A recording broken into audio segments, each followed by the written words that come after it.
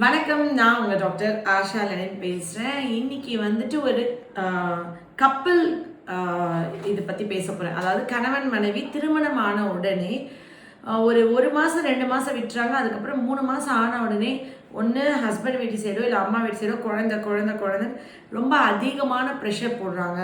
அதனால அந்த ப்ரெஷர்னாலேயே அந்த கான்ஃபிடென்ஸை பிரேக் ஆகுது. அதாவது அந்த பையனுக்கு வந்துட்டு எப்படி சொல்கிறது, இது வந்து ஓவுலேஷன் டேஸ், இது வந்து கண்டிப்பாக கருமுட்டை வெடிக்கிற டேட், இந்த டேட் நீ கண்டிப்பாக சேர்ந்துருக்கணும்னு சொல்லி டாக்டர் ஒரு கெடு வைக்கும் போது அந்த ஆங்ஸைட்டியில் அந்த ஃபியரில் எனக்கு கான்ஃபிடென்ஸ் கம்மியாது, அதனாலேயே எனக்கு வந்துட்டு பர்ஃபார்ம் பண்ண முடியல அப்படின்னு ஆண்களும், இந்த பெண்கள் வந்துட்டு எப்படின்னா மாமியார் கேட்குறாங்க, இவ்வளோ கேட்குறாங்க, இத்தனை வருஷம் ஆச்சு அத்தனை வருஷம் ஆச்சுன்னு சொல்லி இவங்க பயங்கரமாக ப்ரெஷர் ஆகி இவங்களால வந்துட்டு பதட்டம் படபடப்பு 30 நாளும் வந்து காலையிலேருந்து நைட்டு வரைக்கும் ப்ரெக்னென்சி ஒரு அடிவேர் வலிச்சாலே வெள்ளப்பட்டாலே இடுப்பு வலிச்சாலே நான் மாசமாக இருக்க மாட்டான்னு பயம் பதட்டம், வெள்ளப்பட்டா கூட பீரியட்ஸ் ஆச்சுன்னு போய் செக் பண்ணுறது. இதோட விளைவில் இன்னைக்கு ஒரு கப்பல் நான் பார்த்தேன். அவங்க எவ்வளோ ஃப்ரஸ்ட்ரேஷனாக அவர் ரொம்ப ஜாலியாக எக்ஸ்ப்ளோர் பண்ணணும், நிறைய ட்ராவல் பண்ணணும், வெளியே போகணும் அப்படின்னு நினைக்கிறாங்க.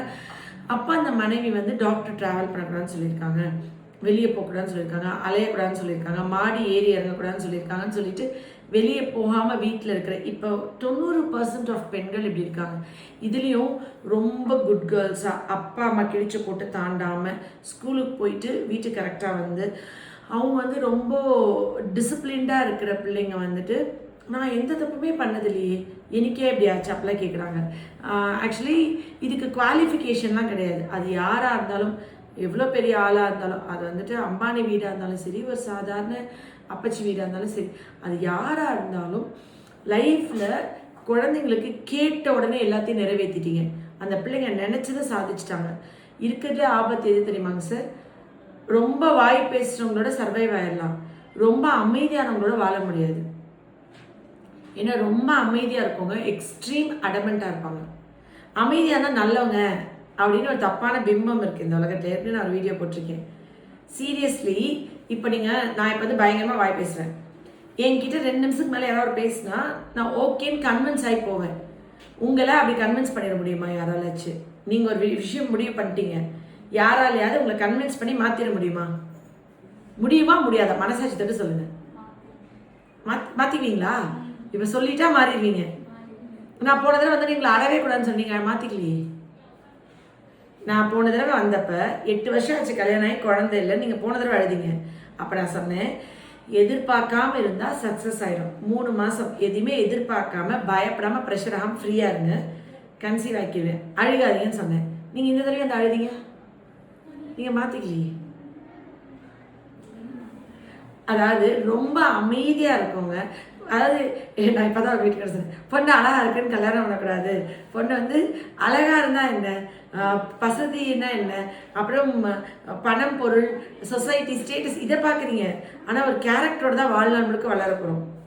பொண்ணு ரொம்ப அமைதியாக இருக்குன்னு நினச்சா, அமைதியாக இருக்க பிள்ளைங்களா 90% வந்து கொஞ்சம் அவங்களால, ஏன் அவங்க அமைதியாக இருப்பாங்கன்னா அவங்களால டாலரன்ஸ் லெவல் எக்ஸ்ட்ரீமாக இருக்கும். ஒரு டிசைட் பண்ணிட்டாங்கன்னா அவங்களால மாற்றிக்க முடியாது. இந்த வாய் பேசிட்டே இருக்காங்கல்ல, அவங்களுக்கு டாலரன்ஸ் லெவல் கம்மியாக இருக்கும், டக்குன்னு ரியாக்ட் பண்ணுவாங்க. ஸோ டக்குன்னு சேஞ்ச் ஆகிக்குவாங்க. புரியுதுங்களா உங்களுக்கு? ஆனால் அது வந்து ரொம்ப அடமெண்ட்டாக மோர் தென் ½ அன் ஹவர் ஒரு விஷயத்தை என்னால் சாதிக்க முடியாது. என்னோட இப்போ கணவரோ குழந்தைங்களோ பேசுகிறாங்கன்னா ஃபஸ்ட்டு நோ அப்படின்னு சொல்லுன்னா ஒரு 5 மினிட்ஸ் பேசிட்டா ஓகேன்றுவேன்.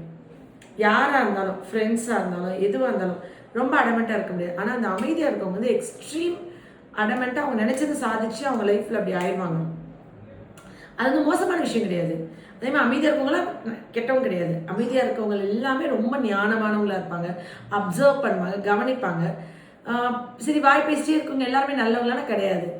நிறைய பேர் அடுத்தவங்களை ஏமாத்துறதுக்காண்டி வாய் பேசுவாங்க, எப்படி வேணா இருக்கலாம். ஸோ இவங்க நல்லவங்க அவங்க நல்லவங்க, அமைதியாக இருக்கவங்களாம் கெட்டவங்க, பேசிட்டே இருக்கவங்களாம் கெட்டவங்க அப்படிலாம் கிடையாது. அவங்கவுங்களோட ஜெனட்டிக் நேச்சர், வளர்ந்த சூழ்நிலை அதுதான். நீங்கள் ரொம்ப நல்லவங்களா கூட இருப்பீங்க, ஸோ வாட்? 8 வருஷமாக நீங்கள் வந்து எதுனாலும் அழுதுட்டீங்க. இப்போ குழந்தைலேருந்து அப்பா அம்மா அழுகக்கூடாதுன்னு சொல்லியிருக்காங்க. பெண்கள் எதுக்கு எடுத்தாலும் அழுகிறாங்க. இப்போ உங்கள் வீட்டில் இருக்கவங்க குழந்தைங்களே எதுக்கு எடுத்தாலும் அழுகிறாங்கன்னா அவங்க லைஃப் வந்து ரொம்ப ரொம்ப ட்ராஜடியாக இருக்க போகுதுன்னு அர்த்தம். ஏன்னா அவங்களால சின்ன நெகட்டிவிட்டி, சின்ன ஏமாற்றம், சின்ன தோல்வி, சின்ன அவமானமே தாங்கிக்க முடியாது. ரொம்ப நாள் அதை நினைச்சு நினைச்சு நினைச்சு ப்ரூட் பண்ணுவாங்க.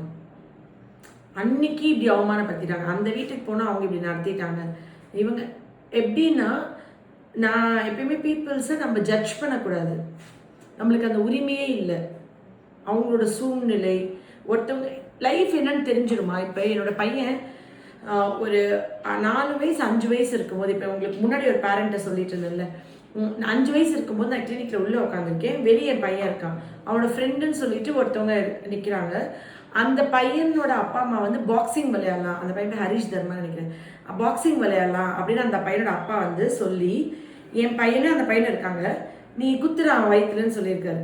அப்போ குத்திட்டே இருந்திருக்காங்க. அஸ்வின் வந்து அவனுக்கு வலிச்சிருக்கு, அஸ்வின் ஒல்லியாக இருப்பான், அந்த பையன் குண்டா கொலுன்னு இருப்பான், நல்லா வெயிட்டாகவும் இருப்பான். இப்போ குத்து பார்க்கலாம், இப்போ குத்து பார்க்கலாம். இவன் வந்துட்டு அவர் வந்து என்னன்னா, நீ பயங்கர ஸ்ட்ராங்கா, அவன் குத்துனா நீ தாங்குவியா, கமான் நீ இப்போ தாங்கு பார்க்கலாம், இப்போ அவனை வந்து குத்த விடுறேன், நீ பாரு இப்போ குத்துட்டே ஹரிஷ் குத்துடா பார்க்கலாம், அவன் தாங்குறானே, நான் தாங்குவேன் அங்கிள் இவன் ஃபர்ஸ்ட் பேசியிருக்கான். சரியா சொன்னோடனே குத்துறானோடனே அந்த பையன் பயங்கரமா குத்திட்டே இருந்திருக்கான். இவன் வந்து இப்போ குத்து பார்க்கலாம் பின்னாடி போயிட்டே இருக்கான், நான் கண்ணில் அழுதுட்டே இருக்கான். இது வந்து எனக்கு தெரியாது, எனக்கு தெரியும்னு இப்போ வரைக்கும் அந்த பேரண்ட்ஸ் தெரியாது. மேபி இந்த வீடியோ பார்த்தா அவங்க இதுக்கு வெட்கப்படுவாங்களா, இது தப்பு பண்ணிட்டு கில்ட்டியாக ஃபீல் பண்ணுவாங்களா, அதான் எனக்கு தெரியாது. இது என் பையனோட 4 வயசு 5 வயசு நடந்தது. அவங்களை திருத்துறதே வேலை இல்லை. சரி, நான் எந்திரிச்சு போய் வெளியே சண்டை போட்டேன்னா அதுவும் நான் பண்ணல. அவங்களுக்கு நடந்துருச்சு. அந்த வெளியே பழனியப்பன்னு சொல்லிட்டு ஒரு அப்பா இருக்காங்க, காரைக்குடி நகரத்தார் தான். அவர் ட்ரீட்மெண்ட் வந்திருக்காரு.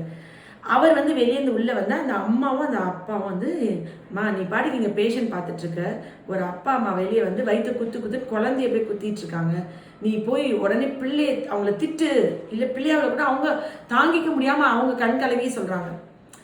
நான் உடனே வேலை பார்க்குறவங்கள சித்ரா உடனே தான் அனுப்பிச்சுட்டு ஞாபகம் இருக்கா, இவங்களை அனுப்பிச்சி விட்டு அஸ்வினை மட்டும் உள்ளே கூட்டிகிட்டு வர சொல்லிட்டேன். உள்ளே கூட்டி கொண்டு போயிட்டாங்க, ஞாபகம் இருக்கா சித்ரா, பழைய கிளினிக், அந்த கிளினிக். இவன் வந்து போய் கூட்டிகிட்டு வந்துட்டு அஸ்வினி கூட கிளினிக் விளையாட வருவான்ல, நான் வந்து பேஷண்ட்ஸ் தானே எல்லாருமே, நான் யாரெல்லாம் அப்படி பழகக்கூடாது, நீ டாக்டரோட பையன், நீ தனியாக இருக்கணும் சொல்ல மாட்டேன், நான் ஃப்ரீயாக விட்டுருவேன். அதுக்கப்புறம் நான் அந்த பேரண்ட் கிட்ட போய் ஏன் என் பையனை அடிக்க வச்சிங்க நான் கேட்டிருப்பேன். நான் இன்னி வரைக்கும் கேட்டதில்லை. பாக்ஸிங் குத்து வச்சு இருப்பேன். அவங்க நினைச்சிட்டாங்க அன்னைக்கு என் மேலே ஏதோ ஒரு கோவம், என் மேலே ஏதோ ஒரு ஜெல்லசி, ஒரு பொறாமை இருக்குது, நம்ம பிள்ளையை அடித்து அவங்க ஒரு சாடிசம், அது ஒரு திருப்தி ஆயிக்கிறாங்க, ஒரு ஆத்ம திருப்தி ஜெயிச்சிட்டாங்கன்னு நினச்சிங்கன்னா அது கிடையவே கிடையாது லைஃப்பில். சரி, என் பையனை வந்து நான் ஒரு அம்மாவா நான் தப்பு, எல்லா அப்பா அம்மாவும் போய் எப்படி என் பையனை அடிக்கலான்னு பக்கத்து வீட்டுலாம் போய் சண்டை போடுறாங்க, பையனை அடிச்சுட்டா கொண்டு போய் நிப்பாட்டி ஸ்கூல்லலாம் போய் சண்டை போடுறாங்க, டீச்சர் எப்படி அடிக்கலான்னு, இங்கே ஸ்டூடெண்ட்டை போய் சண்டை போடுறாங்க, இந்த உங்கள் பையன் எப்படி அடிச்சான்னு அம்மா சண்டை போடுறாங்க. அப்போ நான் நல்ல அம்மா இல்லையா? நான் போய் சண்டை போடல, சண்டை போட்டிருக்கணுமா? போட்டிருக்கவே கூடாது. ஏன்னா என் பையனை 5 வயசு பையன் அடிக்கிறான், அன்னைக்கு போய் நான் சண்டை போட்டா என் பையனோட 20 வயசு பையன் என் பையனை அடிப்பான், அப்போ நான் போய் சண்டை போடணும் திருப்பியும். நான் என்னோட லிமிட்ஸ் என்ன, புரியுதுங்களா? அண்ட் வந்து அவங்கவுங்களுக்கான, இப்போ அந்த குழந்தை பயங்கரமாக ஒரு அப்துல் கலாமாவோ இல்லை ஒரு பெரிய லீடராகவோ இல்லை ஒரு இதுவாகவோ ஆயிருமானா அது டிசர்வ் பண்ண ஆகும்.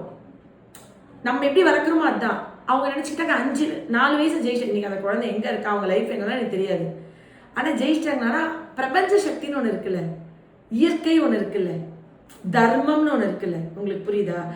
இப்போ நான் என் பையனை உள்ள கூட்டிகிட்டு வந்துட்டு இப்போ வரைக்கும் என் பையன் என்ன சொல்ல, ஏன்னா ஒருத்தவன் 3 வயசு பையன் அடிக்கிறான், நீ எதுக்கு இதுக்கு போகணும்? அப்பா அம்மாவே இல்லைனா கூட, நாங்களே உயிரோடு இல்லைனா கூட உன்னை ப்ரொடெக்ட் பண்ணிக்கணும். நீ ஃபர்ஸ்ட் திங் நான் எனக்கு சொல்லி கொடுத்தது.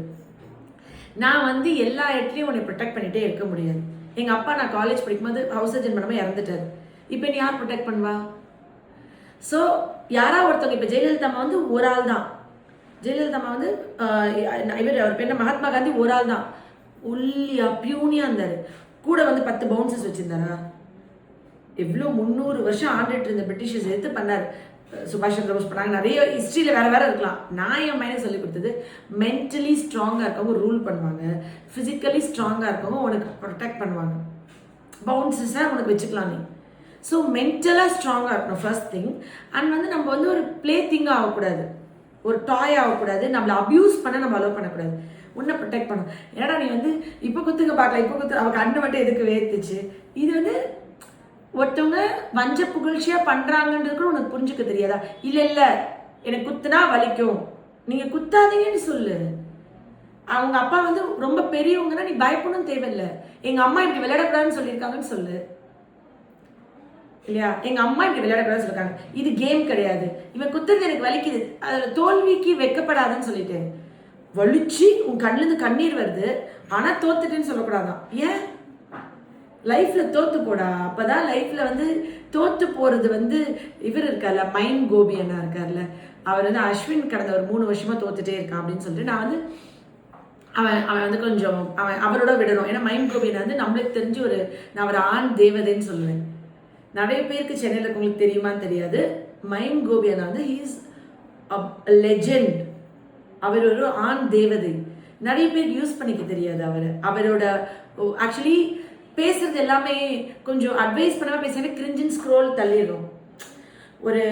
ஏதாவது ஒருத்தவங்களோட லைஃப் லெசன்ஸ் வந்து நம்ம புக்கில் படிக்கிறத விட ஒருத்தவங்களோட வாழ்க்கையை படிச்சவங்க சொல்றது வந்து வேற மாதிரி இருக்கும். He is a gem of person.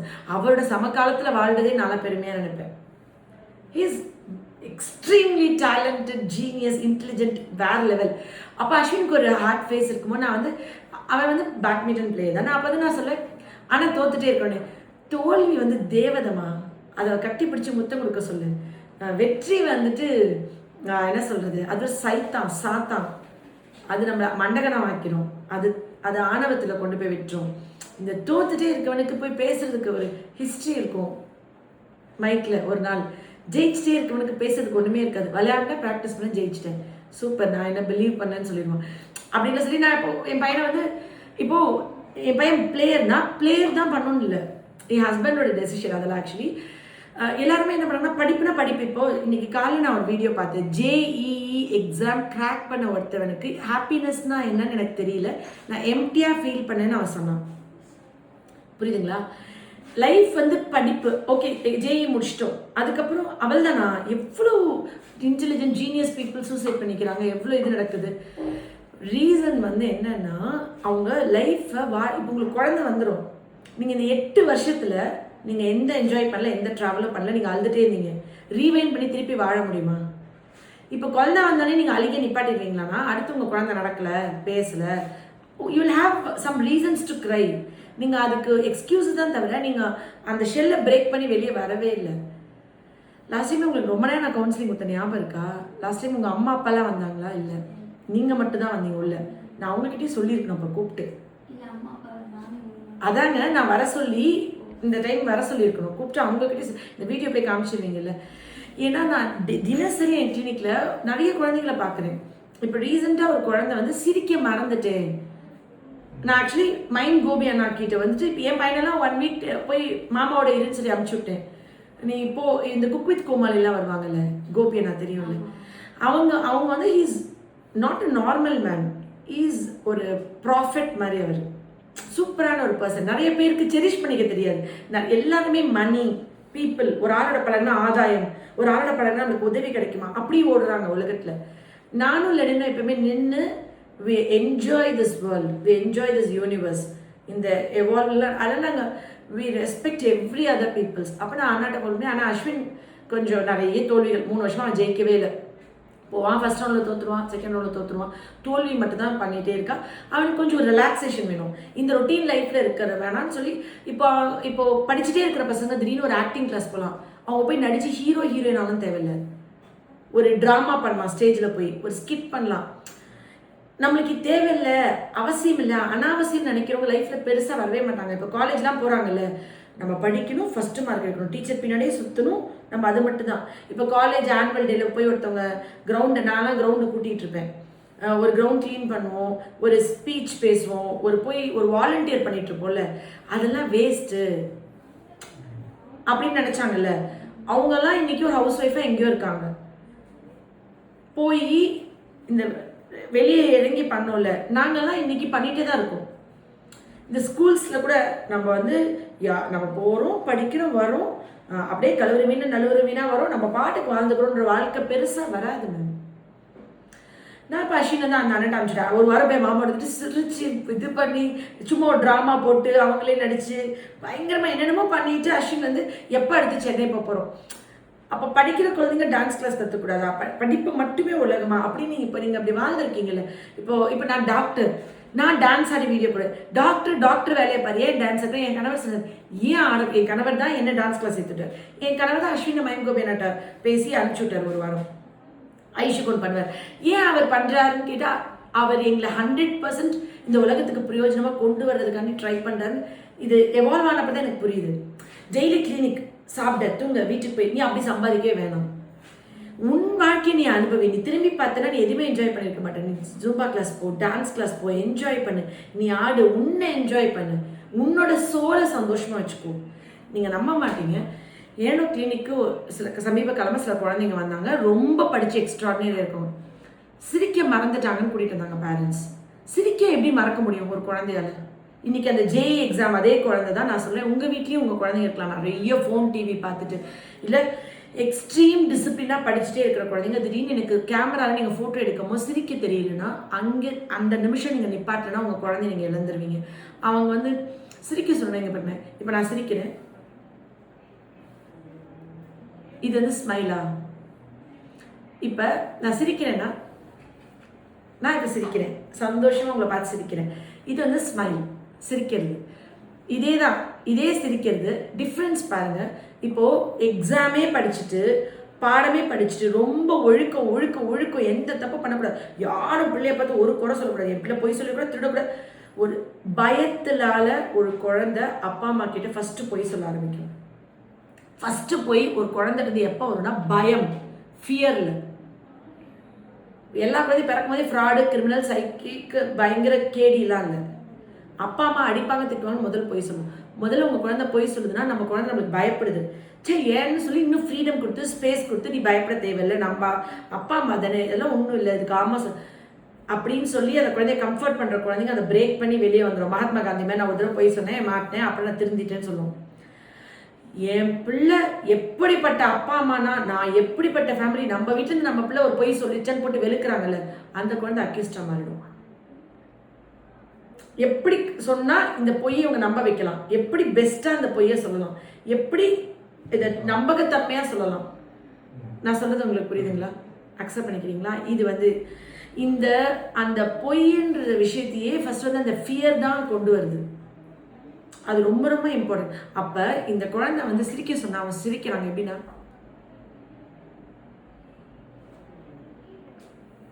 மனசு சிரிக்கல, கண்ணு சிரிக்கல, நான் சிரிக்கலன்றது உங்களுக்கு புரியுதா? அந்த சிரிப்பு வந்து போய் இந்த மாதிரி சிரிப்பை மறந்த குழந்தைங்க நிறைய இருக்காங்க எல்லா வீட்லேயும்.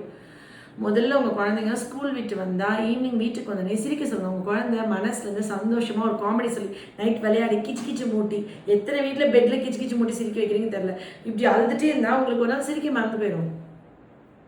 லைஃப்பை இவ்வளோ ப்ரெஷராக, இவ்வளோ டார்ச்சராக 8 வருஷத்தை நீங்கள் ரீவைண்ட் பண்ணி கொண்டு வர முடியுமா?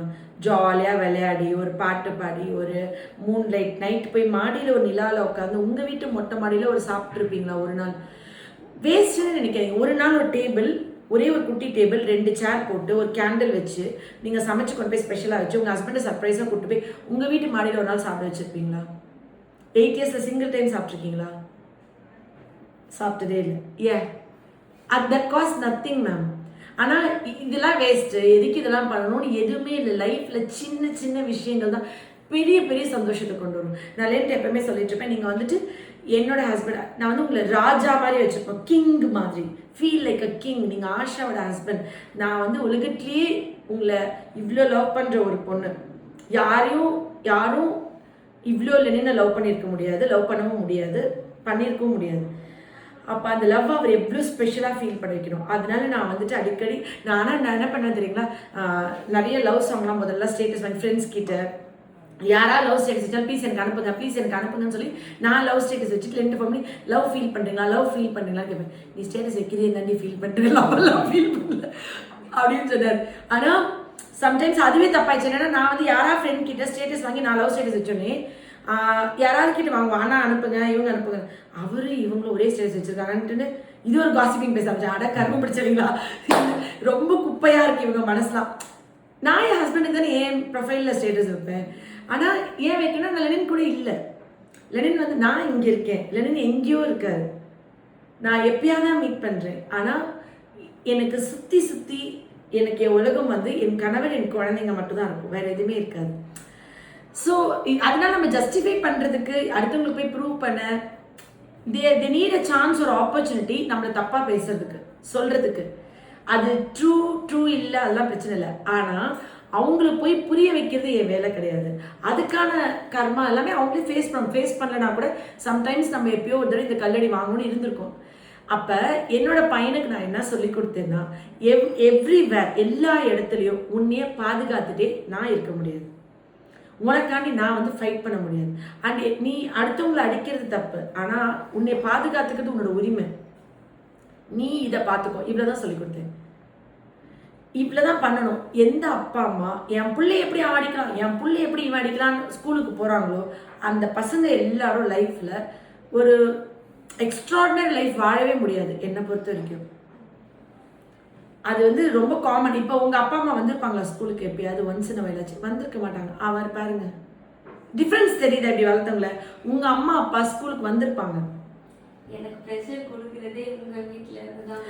ஆமா, நீங்க அழுதுட்டே இருந்தா கொஞ்சம் சந்தோஷமா இருந்தாலே சொல்ல போனா ஆஹா அப்படின்னு.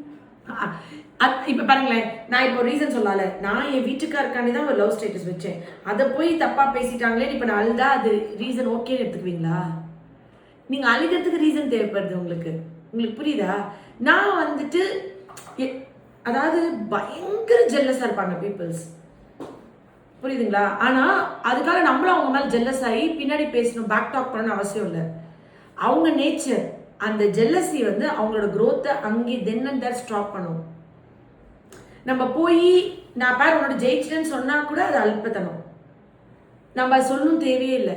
நான் மோஸ்ட்லி நிறைய விஷயம் தெரிஞ்சுக்கவே மாட்டேன். என்னை பற்றி இப்போ தப்பாக பேசுகிறாங்கன்னா யார் பேசுகிறாங்கன்னா நான் தெரிஞ்சுக்கணும்னு நினைக்கவே மாட்டேன். ஏன்னா தெரிஞ்சுக்கிட்டா நான் ஜட்ஜ்மெண்டல் ஆகிடுவேன். அடுத்த தடவை அவங்க பார்க்கும்போது நான் மோசமாக ரியாக்ட் பண்ணுவேன். ஏன்னா நானும் ஹியூமன் பீயிங் தானே. ஸோ நான் தெரிஞ்சுக்கவே விரும்பலன்னு சொல்லுவேன். ஏன்னா தேவையில்லை. இந்த பர்சன் தான் என்ன பேசியிருக்காங்க, அந்த பர்சன் நான் நல்லா பேசிட்டு கூட போயிடுவேன்.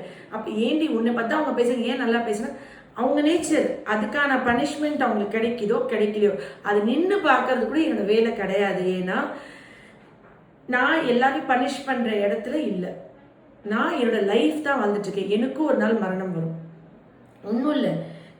அறிவுமதின்னு சொல்லிட்டு ஒரு கவிஞர் இருக்கு தெரியுங்களா, ஒரு பாட்டெல்லாம் எழுதுவார், சினிமா பாட்டில். அவர் வந்து என்கிட்ட இங்கே வரமாட்டா அந்த அப்பா வந்து வருவார், மருந்து வாங்குவார். நம்ம பேஷண்ட் தான், மெடிசன்ஸ்க்கு தான் வருவார். அப்போ நான் அறிவுமதி அப்பாவோடன்னு போட்டேன். உடனே திமுகவன் கைக்கூலி, நீ அவரை அப்பான்னு கூப்பிட்டியா, இப்படியாவது கெட்ட வார்த்தைலாம் போட்டுருந்தாங்க.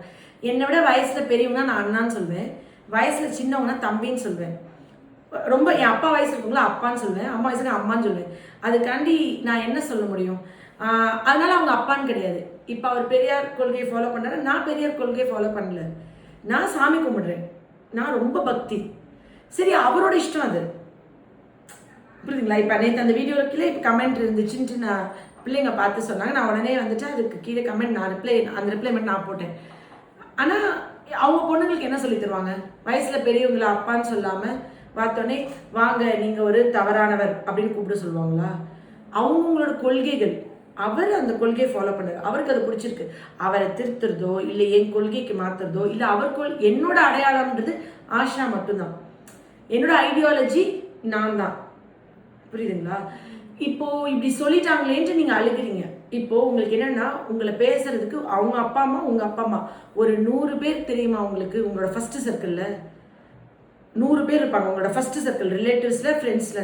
அந்த 100 பேரோட உங்க வாழ்க்கை ஆரம்பிச்சு 100 பேரோட உங்க வாழ்க்கை முடியுது. அவங்க தான் உங்க அழுக வைக்கிறாங்க. எனக்கு 1,00,000 பேர் தெரியும். என் ஃபேஸ்புக்ல 7 லட்சம் பேர் ஃபாலோ பண்றாங்க. அப்போ இன்ஸ்டால ஒரு 2 லட்சம், யூடியூப்ல ஒரு 2 லட்சம். இப்ப இவங்களே ஒரு கடுகு தான் இந்த பிரபஞ்சத்துல. இவங்க என்னை பார்த்து சிரிக்கல நான் யோசிக்கிறேன்னு வச்சுக்கோங்க. என்னை சுற்றி இந்த காரைக்குள்ள இருக்கிற 50 பேர் வந்து என்னோட பீஸையோ ஹாப்பினஸ்ஸையோ என்னோட சக்ஸஸையோ அவங்களால ஜீர்ணிச்சுக்க முடியல. ஓகே, அவங்க இஷ்டம். அவங்க எண்ணங்கள் தான் அவங்க வாழ்க்கையை இது பண்ணும். எல்லாரும் நினச்சிக்கிறாங்க என்னை எதாவது பேசிட்டா ஜெயிச்சிடலாம், இல்லை அவங்க குழந்தைய விட என் குழந்தை அப்படி போட்டி. லைஃப் இன்னும் எவ்வளோ இருக்குது. இன்னும் எனக்கு 80 வயசு ஆகும், 90 வயசு ஆகும், 100 வயசு ஆகும். அவங்க பிள்ளைகள்லாம் வளருவாங்க, என் பிள்ளைகளாக வளருவாங்க. இவங்க எப்படி செட்டில் ஆவாங்க, இவங்களுக்கு எப்படி குழந்தை பிறக்கும், கிராண்ட் சில்ட்ரன் செட் இருக்கும். எதாவது தெரியுமா? இவங்க கையில் எதுவுமே இல்லை. இவங்க எதை நோக்கி ஓடுறாங்க பாருங்க. அவங்க எல்லாமே எனக்கு பார்க்கும்போது ரொம்ப குட்டியாக தெரிவாங்க. அவங்க எண்ணங்கள் அவ்வளோ சின்னது. நான் அதுக்கெல்லாம் ரியாக்டே பண்ண மாட்டேன். அப்படிலாம் வாழணும்னா நான் இத்தனை 1000 வீடியோஸ் போட்டிருக்க மாட்டேன், இவ்வளோ பிரயோஜனமாக இருந்திருக்க மாட்டேன். நிச்சயமாக நீங்கள் கன்சீவ் ஆவீங்க. உங்கள் ப்ரெக்னன்சிக்கார நான் காமிப்பேன். ஆனால் நீங்கள் ஒரு அம்மாவாக உங்களை ப்ரொமோட் பண்ணிக்கணும். அழுமூஞ்ச அம்மாவுக்கு சிரிச்சுட்டே இருக்கிற குழந்தை எப்படி பிறக்கும்? புரியுதுங்களா? எனக்கு இந்த சின்னதாக தெரியுறாங்கன்றது வந்து அவங்களுடைய எண்ணங்களில் ஒருத்தவங்க உயரமாக தெரிவாங்க. இப்போ மைம் கோபியானா ஒரு லெஜெண்ட், அவர் பெருசாக தெரிகிறார் என் கண்ணுக்கு, மாமனிதர், ஆண் தேவதைங்கிற. ஆனால் இன்னொருத்தவங்க ரொம்ப சின்னதாக தெரியுறாங்கன்னா உயரமாக இருப்பாங்க உருவத்தில், ஆனால் அவங்க என் மனசில் வந்து இத்தினுண்டு தான், ரொம்ப சொற்பமாக இருக்கும். அதுக்காண்டி நான் அவங்களை இல்ட்ரீட்லாம் பண்ண மாட்டேன். என் குணம் நான் நல்லா ட்ரீட் பண்ணுறது. அண்ட் நீங்கள் இப்படி திட்டிங்களாம் திருப்பி திட்டுறது அதெல்லாம் பண்ண மாட்டேன். டிட் ஃபார் டேட்டு, கமான் நீலாம் இதுவா அப்படின்லாம் பண்ணுறாங்களே, அதெல்லாம் எனக்கு மைண்டே இல்லை. பிகாஸ் என்னோட வாழ்க்கையோ, நான் வாழ்ந்துட்டு இருக்க வாழ்க்கையோ, நான் இந்த யூனிவர்ஸோட கனெக்ட் ஆகி கடவுளோட பக்தியாக நான் எவ்வளோ எவ்வளோ பிளெஸ்டாக இருக்கேன். நான் என்னோட பிளெஸிங்ஸை செரிஷ் பண்ணி என்ஜாய் பண்ணி கடவுளுக்கு நன்றி சொல்லிகிட்டே இருக்கேன். எனக்கு என்ன தகுதி இருக்குது? இத்தனை 1000 பேர் கன்சீவ் ஆகுறேன். எனக்கு என்ன தகுதி இருக்குது விர்ச்சுவல் ஆட்டிசம்க்கு இவ்வளோ மருந்துகள் கண்டுபிடிக்க? ஸோ இப்படி லைஃப்பை மாற்றிக்க ஒவ்வொருத்தவங்களும் ட்ரை பண்ணணும். அதுக்கு சக்ஸஸ்ஃபுல்லாக இப்போ ஆஷாவாக இருக்கணும். நிறைய ஜெயிச்சு உனக்கு என்னம்மா நீ வந்துட்டு இப்போ சம்பாதிச்சிட்ட, இப்போ காசு இருக்குல்ல, காசு இருந்தோடனே பேசுகிறேங்க அப்படின்னு நிறைய பேர் நான் பார்த்துருக்கேன். இப்போ சிவகார்த்திகேயன் வீடியோ இருக்குன்னு வச்சுக்கோங்களேன். இப்போ அவர் வீடியோ கீழே வந்துட்டு அவர் ஏதாவது ஒரு கருத்து இருந்தால், பெட்டி ஃபுல்லாக காசு இருந்தால் இந்த கமெண்ட் இப்படி யார் வேணால் பேசுவாங்க, நாங்கள்லாம் கடன் கட்டணும், அடுத்த வேலைக்கு சாப்பாட்டு இல்லை. இப்போ சிவகார்த்திகேயன் வந்து உங்கள் கையை பிடிச்சாரா அது பண்ணக்கூடாதுன்னு? சிவகார்த்திகேயன் இந்த நிலைமைக்கு வர்றதுக்கு முன்னாடி எத்தனை அவமானங்கள், எத்தனை அசிங்கம், எத்தனை தோல்விகள், எத்தனை ரிஜெக்ஷன். ஒரு டான்ஸ் ப்ரோக்ராமில் கூட அவர் வந்து ஒரு டான்ஸ் ஆங்கர் ஏதோ பண்ணும்போதெல்லாம் அவரை கோமாளி மாதிரி பொம்பளை விஷயம் போடணும், காமெடி பண்ணணும். அதெல்லாம் யார் ஃபேஸ் பண்ணுறாங்களோ அவங்க தான் வின் பண்ண முடியும். அண்ட் பிறக்கும் போதே சில்வர் ஸ்பூனில் வரல, புரியுதுங்களா? அதே மாதிரி நான் போட்டிருந்த ட்ரெஸ்ஸோட கல்யாணம் பண்ணி வந்தேன். இந்த நிலைமைக்கு இந்த காசு பணம் வந்து என்னுடைய வேர்வை, என்னோட உழைப்பு, என்னுடைய டைம். 8 மணி நேரம் 10 மணி நேரம் கிளினிக்கில் உட்காந்துட்டு ராத்திரி போய் 2 மணி 3 மணிக்கு நான் படித்தேன். எப்படி இவ்வளோ இது பண்ண முடியும்? இது எல்லாமே என்னோட க்ளோஸ் காலேஜில் என் கூட படித்த என் கிளாஸ்மேட் ஃப்ரெண்ட்ஸ் சொல்லியிருக்காங்க, உனக்கு டைம் நல்லா இருக்கு, காற்றுள்ள போதே தூற்றிக்கொள், நேரம் நல்லா இருக்கு, அதனால எது கொடுத்தாலும் குணமாயிடும், அதனால இப்போ சம்பாதிச்சு வச்சுக்கோ. நாங்கள் அவங்க கூட நான் ஆஷா வந்து இன்டெலிஜென்ட், ஏதோ நல்லா படிக்கிறா, இப்போ தான் அவள் வந்து நிறைய கற்று வச்சிருக்கா, நிறைய கண்டுபிடிச்சிருக்கா, சூப்பர் அப்படி பார்க்க ரெடியா இல்லை. ஹோமியோபதியில் எல்லாம் அதே 3000 மருந்தானே, இவன் மட்டும் என்ன மந்திரம் போட முடியும்? எப்படி இவட்ட வர மட்டும் கன்சீவ் முடியும்? இவளுக்கு இப்போ கைராசி லக்கு, அப்புறம் காற்றுள்ள போதி தூற்றிக்கணும் அப்படின்னு சொல்லுவாங்க. அப்போ நான் வந்து ரொம்ப தேங்க்ஸ்டா, நீ ப்ரே பண்ணும்போது என் ப்ரேயரில் வச்சுக்கோ, அவ்வளோதான். இவன் எப்படி இப்படி சொல்லலாம்? இப்படி சொல்லிட்டாலே திருப்பி அவளை ஒரு வார்த்தை பேசணும், நான் இப்படி ஜெயிக்கணும், எதுக்கு அவங்க கிட்ட போய் நம்ம எனர்ஜியை வேஸ்ட் பண்ணணும்? லக்குன்னு நினைக்கிறோம், லக்குன்னு நினைக்கட்டும். யாரோ ஒருத்தவங்க படித்து உழைச்சி பண்ணான்னு பண்ணிட்டோம். இல்லை லெனின் நிறைய பிஸ்னஸ் பண்ணுறாங்க. அவங்க இப்போ நீங்கள் வாங்குறீங்களா மருந்து, அந்த கண்டெய்னர்ஸ் ஃபுல்லாமே லெனின் சாரோட ஓன் மேனுஃபேக்சர் தான். ஸோ இது இப்போ லெனின் சார் தான் பேக்கப் பண்ணுறாரு. நிறைய அவர் தயாரிக்க லேப்ஸ் அது இது நிறைய பிஸ்னஸ் வச்சுருக்காரு Lenin sir. So Lenin sir தான் பேக்கப் பண்ணுறாங்க. இவங்க இது பண்ண ஓகே நினச்சிக்கிட்டோம். உங்களுக்கு புரியுதுங்களா? ஸோ நம்மளோட வேலை வந்துட்டு நம்ம பண்ணிகிட்டே இருக்கணும். அடுத்தவங்களோட கருத்துக்களும் எண்ணங்களுக்கும் நம்ம போய் இது பண்ணக்கூடாது. புரியுதுங்களா? இவ்வளோ நான் பேசின அப்புறமா அடுத்த தடவை நீங்கள் அழுதிங்கன்னு வச்சுக்கோங்களேன், டெய்லி இந்த வீடியோ 10 தடவை பார்க்க சொல்லி பனிஷ்மெண்ட் கொடுப்பேன். புரியுதுங்களா? ஸ்கூலுக்கு குழந்தைங்களுக்கு அந்த அப்பா அம்மா பேரண்டிங் தான் மேம். உங்கள் அம்மா அப்பா நான் அழுதா அவ்வளோ டார்ச்சர் பண்ணிடுவேன். ஐஸ்வர்யா எதுக்கு அழுதுன்னு, அழுதாதான் எனக்கு பிடிக்காது. நீங்கள் அழுகும் போது ஐயோ பொண்ணு அழுகுதே, என் மகக்கண்ணிலிருந்து கண்ணீர், ஆனந்த கண்ணீர் கூட வரக்கூடாதுன்னு உங்கள் அப்பா தாவி குதிச்சு உங்களுக்கு எல்லாம் நிறைவேற்றிருப்பார். லைட்டாக நீங்கள் அழுது காரியம் சாதிச்சு பழகிட்டு அதுக்கப்புறம் அதுவே உங்களுக்கு ஹேபிட் ஆயிடுச்சு. சின்ன வயசுல ஏதாவது அப்பா அம்மா வாங்கி கொடுக்கலன்னா அழுதே அதை அச்சீவ் பண்ணி பழகிட்டீங்க. அதே ஹஸ்பண்டுக்கு பண்ணுறீங்க. அப்பாவுக்கு அது ஏஞ்சல் கண்களை கூட, ஒய்ஃபுக்கு அது ஹஸ்பண்டுக்கு டார்ச்சராக இருக்கும் நீங்கள் அழுகுது. அண்ட் இன்னொரு விஷயம் என்னன்னா, பூவோடு சேர்ந்து நாரும் மணக்கும். ஒருத்தவங்களோட 15-20 வருஷம் நம்ம வாழ்ந்துட்டே இருக்கோம்னா நம்மளுக்கு சில விஷயம் டிரான்ஸ்ஃபார்ம் ஆகும் உங்களை அறியாமே. நீங்கள் அழுதுகிட்டே இருந்த நெகட்டிவிட்டி அவருக்கு உங்களை அறியாமல் நீங்கள் கடத்துவீங்க. எவ்வளோ ஸ்ட்ராங்காக இருக்கிற ஆம்பளைனாலும் ஒரு ஏஜ்க்கு அப்புறம் பதட்டம், படபடப்பு, டென்ஷன், பயமாக இருக்குன்னு ஒரு மனைவி சொல்லிட்டே இருக்கா 30 வருஷம். 31வது வருஷம் கணவன் பயத்தை ஃபீல் பண்ணுவார். நம்ம எப்படி இருக்குமோ அப்படிதான் நம்ம ஹஸ்பண்ட் இருப்பாங்க. நான் வந்து எவ்வளோ பெரிய பிரச்சனை நான் இருக்கேன், நீங்கள் எதுக்கு கவலைப்படுறீங்க, என்னை மீறி ஒரு பிரச்சனை உங்களுக்கு வரப்போதான் நான் லென்ட்டு சொல்வேன். உண்மையாகவே அவர் வந்து அதை பயப்படவே இல்லை. நான் வந்து ஒரு தடவை சொன்னேன், என்ன மாஸ்க் போடாமல் தெரிஞ்சுக்கிட்டு இருக்கீங்க, ஊரே பயந்துக்கிட்டு இருக்கு உங்களுக்கு, அடிப்பாவி நான் இருக்கேன் உனக்கு ஒன்றும் ஆகாதுன்னு சொன்னேன். அந்த பயத்தினால தான் அவருக்கு எந்த பிரச்சனையும் வரல. புரியுதுங்களா? So words R so positive. வார்த்தைகளுக்கு ரொம்ப பவர் இருக்கு. இந்த வார்த்தைகளில் நெகட்டிவ், நான் 8 வருஷம் ஆச்சு நான் மாசமாகாமல் போயிடுவேணும்னு நீங்கள் சொல்கிறீங்க. மாசமாகாமல் போயிடுவேணும் அப்படின்னு சொன்னால் மாசமாகாமல் போயிடுறதுக்கு வாய்ப்பு இருக்குல்ல. அந்த வார்த்தைகளில் நெகட்டிவ் வேர்ட்ஸ் தான் உங்ககிட்டேருந்து வருது. நான் 8 வருஷம் ஆச்சு எல்லாத்தையும் ட்ரை பண்ணேன். ஓகே நான் I want to be a mother, I will be a mother, why shouldn't I be a mother? நான் ஏன் அம்மா ஆகாமல் போப்பாரு, எனக்கு ஒரு குழந்தை வேணும்னு நீங்கள் கேட்டு வரல. இப்போ என்ன சொல்ல எழுதிங்க, 8 வருஷம் ஆச்சு எனக்கு குழந்தையே இல்லாமல் போயிடுமோன்னு பயமாக இருக்குன்னு அழுதிங்க. அந்த வார்த்தை நெகட்டிவ் வேர்ட்ஸ்க்கு எவ்வளோ பவர் இருக்குது. நெகட்டிவாகவே பேசக்கூடாது ma'am. Always speak positive about you, your life, your family, everything. அது நடக்குதோ நடக்கலையோ அந்த பாசிட்டிவ் வேர்ட்ஸ் உங்ககிட்டேருந்து சொல்லுங்கள். யூனிவர்ஸில் எல்லாமே registered. Universe is so powerful. இதோட லைஃப் முடிஞ்சிடாது மேம். லைஃப் நிறைய இருக்கு, நிறைய வாழ்வோம். அனுபவிச்சு வாழுங்க, சந்தோஷமா இருங்க, ஹாப்பியா இருங்க, நல்லதே நடக்கும். நிச்சயமா நீங்க குழந்தையோட வருவீங்க. இனிமே அழமாட்டேன்னு ப்ராமிஸ் பண்ணிட்டு போங்க. கண்டிப்பா வர மாட்டேன். ஓகே, உங்க வாழ்க்கைக்கு இன்னைக்கு தான் ஒரு வீடியோ கால் வந்திருக்குன்னு நினைக்கிறேன். ஓகே, என்னோட தம்பியா நினைச்சு நான் உங்களுக்கு இதை சொல்றேன். இது வந்து பியூர்லி இதெல்லாம் ஒரு வீடியோ போடணுமா அப்படின்னு நான் நிறைய தடவை யோசிச்சிருக்கேன். நிறைய பேஷண்ட்ஸ் வீடியோ வருவாங்க, ஆனால் காமன் திங்னு ஒன்று இல்லை போல. இதெல்லாம் எல்லாருக்கும் தெரியும் தானே அப்படின்னு நம்ம நினைக்கிறோம்னா அது இல்லை போல. எல்லாமே ஒரு அக்கா ஒரு அம்மா சொல்லி தரணும் போல. அந்த மாதிரி உங்கள் வீட்டில் ஒரு அக்காவா அம்மாவா நான் எனக்கு சொல்லி கொடுத்துருக்கேன். நிச்சயமாக இது எல்லாருக்கும் பிரயோஜனமாக இருக்கும்னு நினைக்கிறேன். இதை இம்ப்ளிமெண்ட் பண்ணி பாருங்கள். Love you all. நன்றி. குழந்தைங்க அழுக மட்டும் விடக்கூடாது.